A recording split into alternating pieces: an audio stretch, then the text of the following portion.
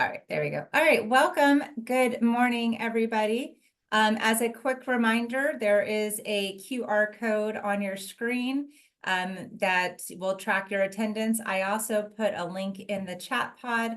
If you're like on your phone and you can't use your camera, you can use that link. You'll click on that and it will take you to Engage and it'll track your attendance. So please make sure you do that especially if you're doing this for your 11:15 course.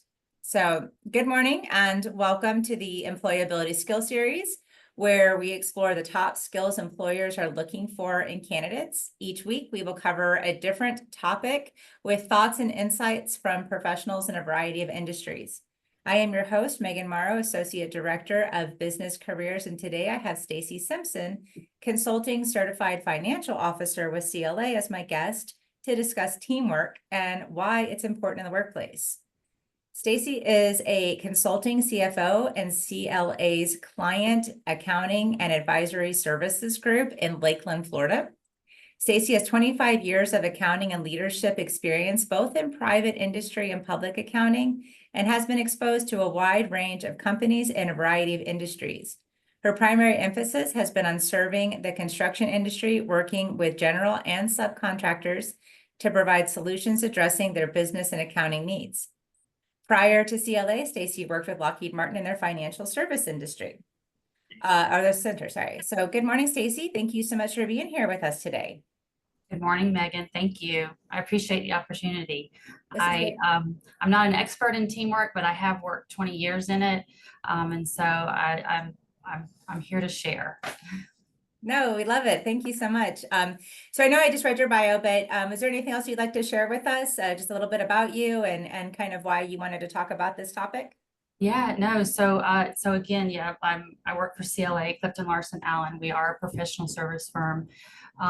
We provide consulting and outsourcing services to different industries. My specific industry is construction. I have a background in it before CLA, and I really enjoyed it.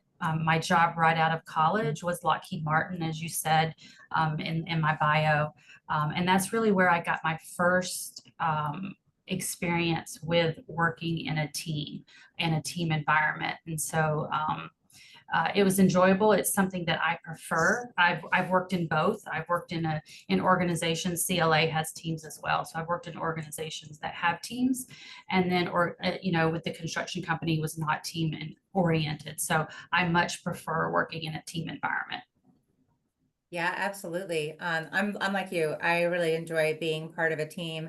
The way that we're structured, I'm kind of like across campus all by myself and away from my team, but we still come together collaboratively. So I get a good mix of working like independently as well as working with a team. So for me, it's like almost like a little hybrid-ish.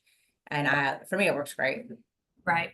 And I think with the whole COVID situation, it's helped. I think it's helped the team environment because you don't have to be in one location. You can work with many different people wherever they are. So it has helped. Yeah, excellent. Yeah, that's a good thing. I think that came out of that. Probably definitely learn how to be flexible and adaptable. That's for sure. Right. All right, so let's jump in. So, given your experience and things that you have been working in, how do you define teamwork and teams, and what does that look like for you? A generic definition on teamwork for me would be just individuals working together towards a common goal. If I described it in a business setting or in the corporate world, I would say that it's individuals working in a team environment where they are communicating with one another, they are providing feedback, they are working to the best of their ability to obtain the organizational's objectives. Okay. Yeah, I think I would agree with that. Just, and like I said, even like with my situation, like I'm part of a career services team, but I'm also doing some independent stuff. But, it's important that we always come together because we're always working towards that shared goal, whether it's a project or something, an event, or, even just every semester we come together and work on that individually as well as together. Right. Absolutely. Yeah, so did you want to, could you share a little bit of your research kind of regarding high functioning teams and what does that look like? And, how would you define like a high functioning team?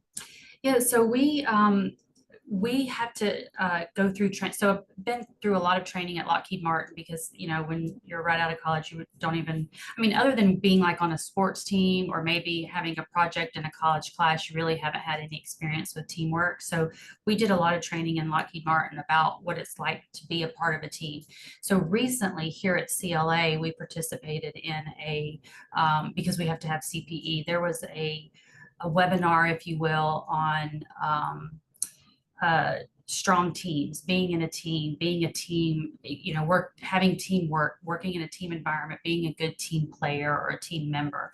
And they presented a study from Google, which I thought was really interesting. And I actually did some research outside of that webinar just to understand it a little more. But Google, they did a project called Project Aristotle, and they looked for 2 years over 180 teams, and tried to figure out what were some of the common traits that made a successful team.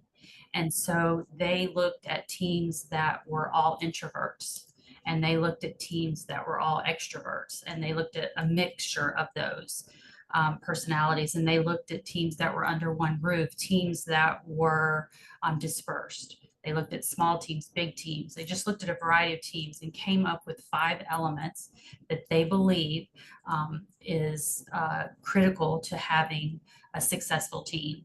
And so I just was going to go over each one of them with you, and we can kind of talk about them.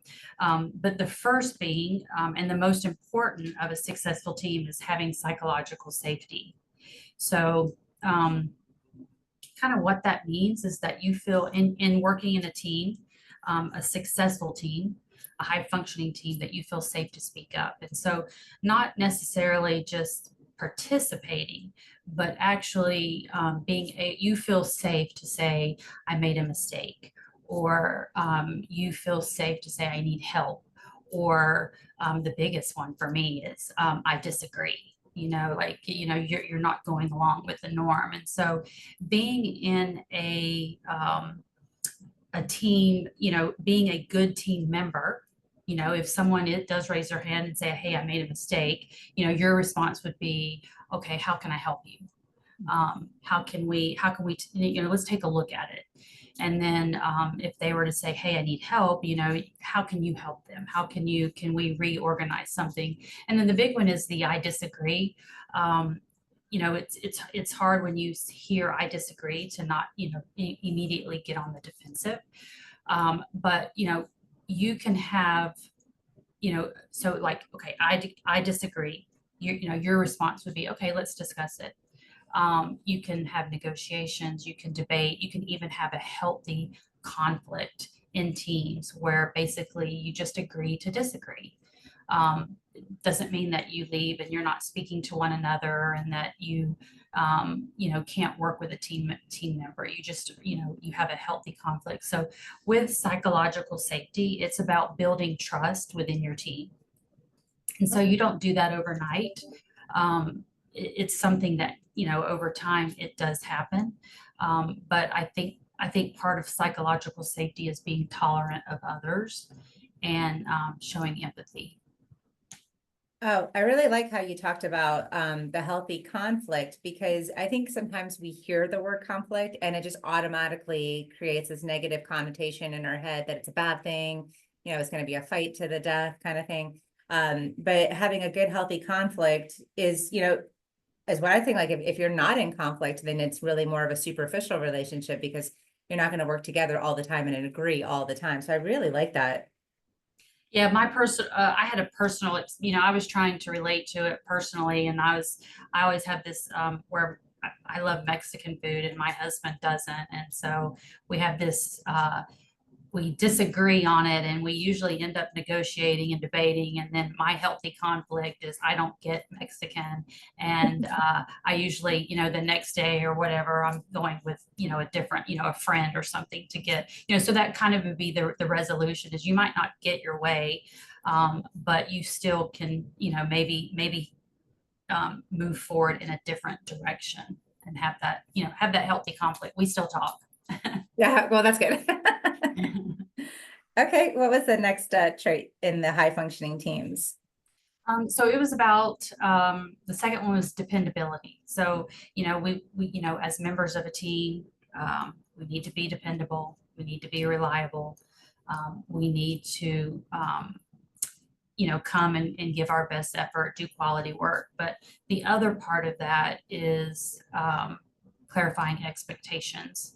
Are we communicating what the roles are, what the responsibilities are, what the timelines are? And this is really big in, especially in the accounting world. You can quickly, especially, like in a high functioning position or a, a a workplace that has maybe like high seasons, where we're like here in accounting, we're busy in the first part of the month, we're kind of a little bit slower in the summer. Having those, clarifying those expectations can help. It is not just on, hey, I'm showing up, I'm being dependable, I'm being reliable, but then it's also understanding what is expected of you. Okay, I like that too, that makes sense. You being, your team has to rely on you, and I think we could probably both relate. I know our students can, that are on the call, whenever they have a team project, and it's, they usually moan and groan and roll their eyes because there's always going to be like one or two people that they're not dependable, they're not reliable, and they feel like they're kind of carrying that weight. So I think that they can really appreciate knowing that that is a trait that they would look forward to in a high functioning team, instead of Right. just somebody who's just gonna, like, basically, ride on the proverbial coattails of their teammates. I did, when I was thinking about this presentation, because we've all had that. We've all been, in college, and we've all had to work on those projects, and where you have someone who isn't participating, and that you're in a hard situation. I understand that. Sometimes you usually end up just have to do the work yourself, and sometimes in real life that happens as well. So just understanding that, dependable, and clarifying your expectations. Okay. So the next one was structure and clarity. So does the team understand what the goals are? Do they understand if they're, are they attainable? Do they understand the big picture? Is there a plan? At Lockheed Martin, we had some different roles on our teams. In Lockheed Martin. Here at CLA, we pretty much just have like what we call a team leader. But at CLA, we actually had a position called a facilitator.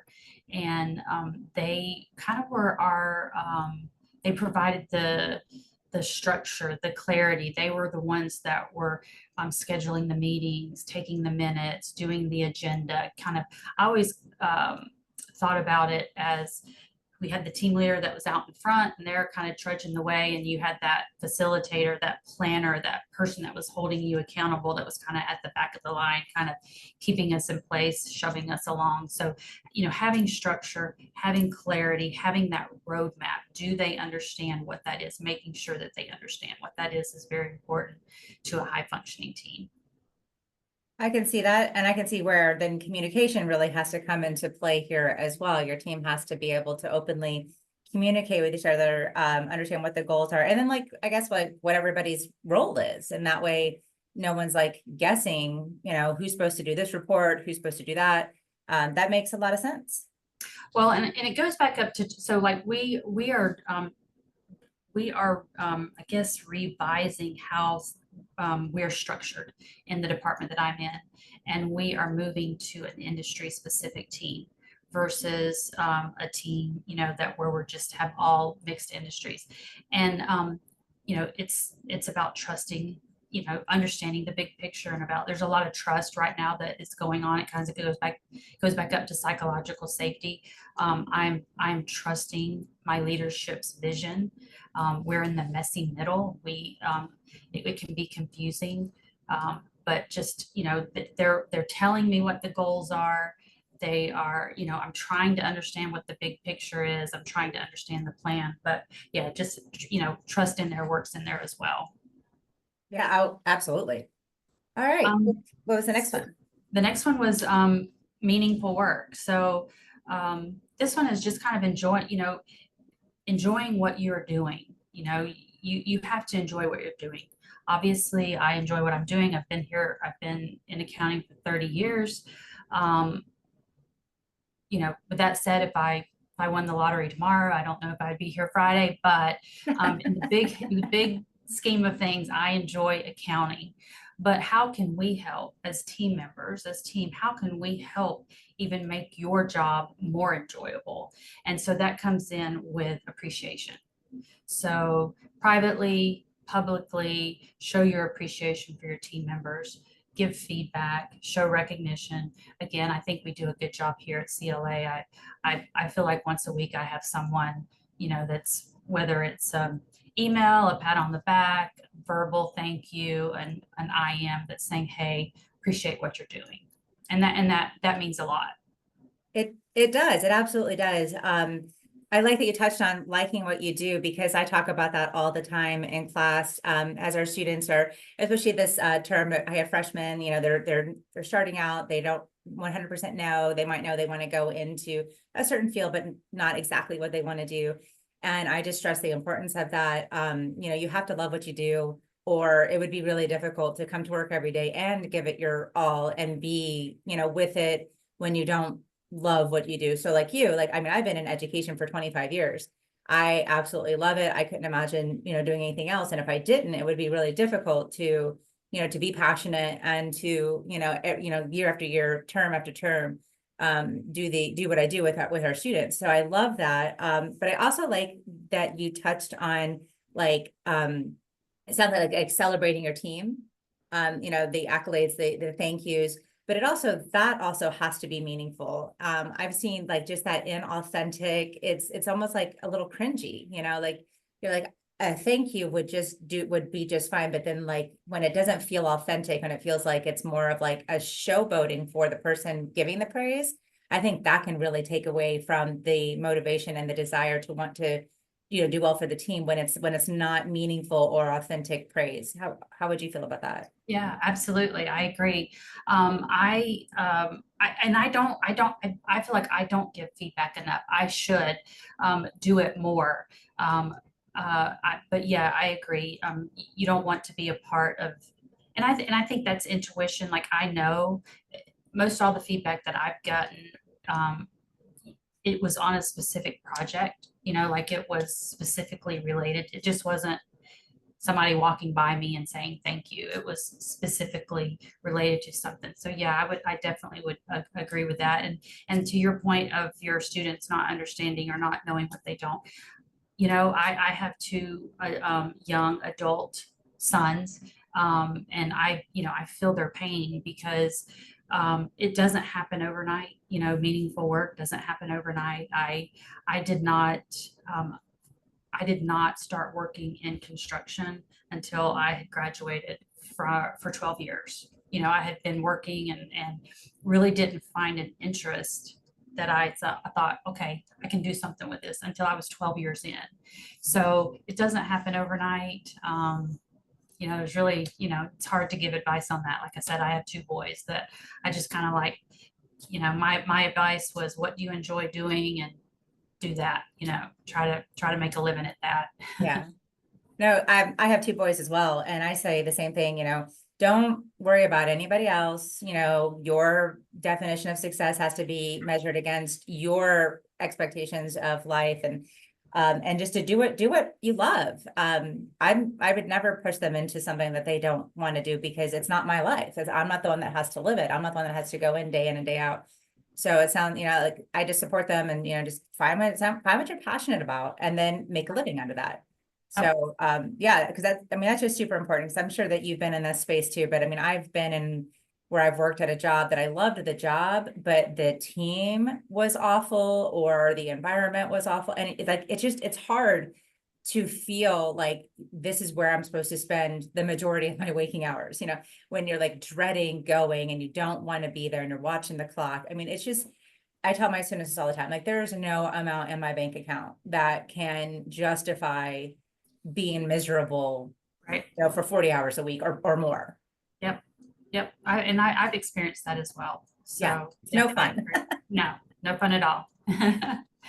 The last thing on successful teams was impact. So making sure that people understand the impact of their work and what the role that it plays with clients and with customers.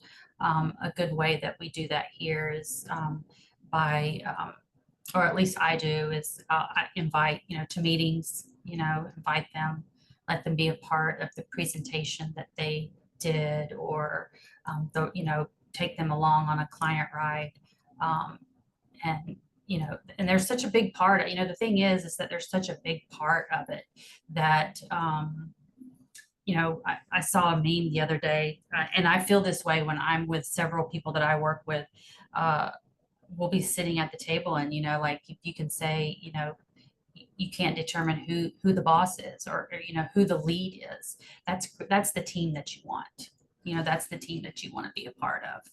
Yes, yes. It's like, it's that, I know you know exactly what I'm talking about. I just don't know who did, but it's like that cartoon, and it's like, where it says like, this is a manager, and it shows the guy like up on high, and the team is down, like pulling this load, and the manager is just sitting on the load. And then this is leadership, and the supervisor or leader is actually down with the group pulling the load all together. Absolutely. Yeah, so yeah, it's like, I know you know exactly what I can see it too. I just don't know Yeah, who made it. I'll have to find it, but it's important to know that that your leadership is in there with you, and not just sitting high on their ivory tower, like, tossing down orders from above.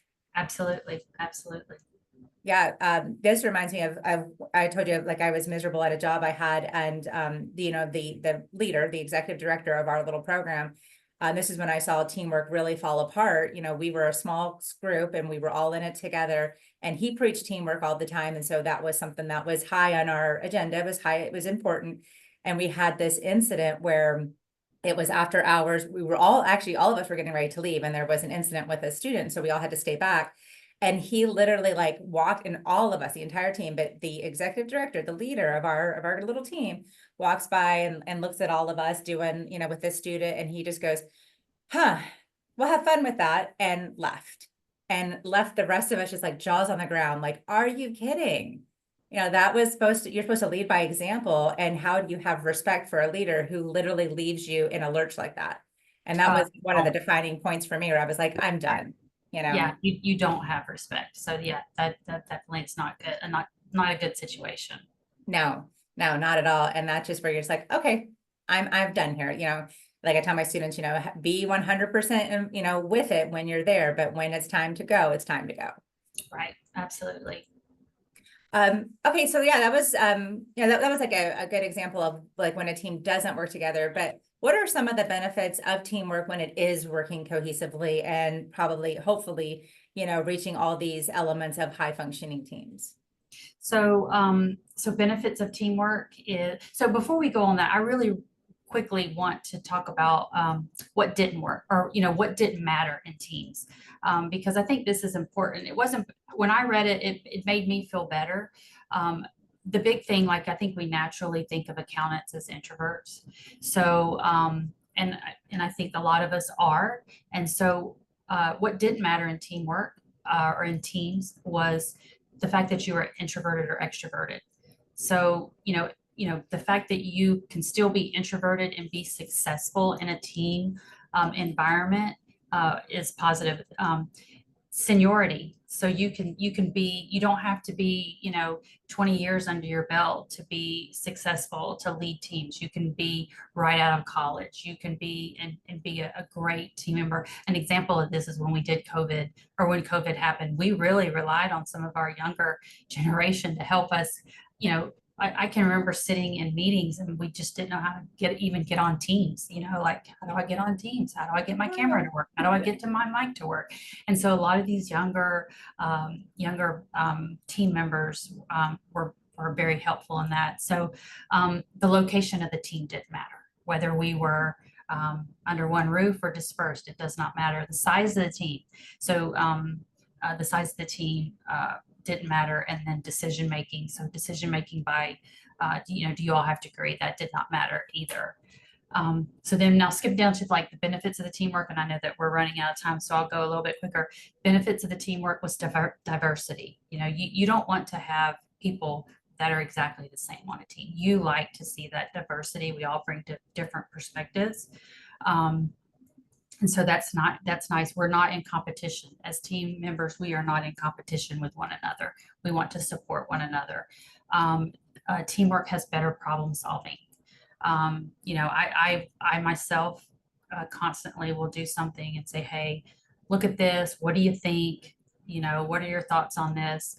So teamwork does have better problem solving. And then studies show that teamwork, you have happier employees. In my personal experience, I do. I like working in a team environment. I like it. I am happier working in a team environment. There is lower risk of burnout. There is increased opportunities for growth. Again, we're seeing that here at CLA where we're transitioning to a new how we are aligned, and we are seeing we're seeing more opportunities come our way that hadn't even heard of before. And then it boosts productivity. Excellent. This is really good stuff. I'm taking notes so I can like do some like highlights from our call. Very nice. Okay. Yeah, I love all that. I guess the only thing that I could see, like it's, you said reduced risk of burnout, if everybody was contributing, because I can also see the other side of how that could, impact a team negatively if you do have those people who are not contributing. How do you address that? I guess it'll be probably like my last question because we do have to start wrapping up, but how would you address where you have a team and you've got one or two people who are not contributing and potentially bringing down the team and what they're trying to work together towards? So it usually reveals itself. Our workload is to the extent where we couldn't have someone that's not functioning. Like they have to pull their weight. If they can't, that means, especially we have budgets. So they, if they're not pulling their weight, then we would have to pull their weight, and we're we are at the capacity where we couldn't do that. So in my situation, in the accounting firm, it definitely reveals itself very quickly if someone isn't contributing. I can see that. And then I would also say, if you have that situation, again, talking with the person, elevating it to the leader, your human resource. There are definitely different avenues that you could take. Yeah, like a chain of command that you would go through. Okay, well, Cece, thank you so much for sharing your thoughts. Is there any last parting kind of words of wisdom or advice that you would like to give students who are actively working to try to increase their characteristics or to be a better team player? Other than just letting some characteristics of being a good team member, have a positive attitude. I mean, obviously we don't have a positive attitude all the time, but I would say most of the time try to keep a positive attitude. Empower others, help others reach their goals. Include others. I mean, I hate to put the mom hat on, but you surround yourself with successful people and you will be successful. And show empathy, understand where people are at in their lives. I like that. Empathy. Yeah. Well, thank you so much. This was great. I learned a lot. Like I said, I was taking some notes on high functioning teams. That's really, really good information. I want to, kind of put together like a summary from our call for those that weren't able to join us. But thank you for your time and for your thoughtful comments. And I've really enjoyed learning more about teamwork with you, Stacy. Great. Thank you, Megan. I appreciate it. Absolutely. And Bye, thank you everybody. everyone that came on the call. Again, please scan the QR code if you need your attendance counted or click on the link in the chat pod. All right, everybody, I will post this video as soon as it gets done doing whatever it does. So thank you everybody for coming. Thanks. Bye-bye. Bye.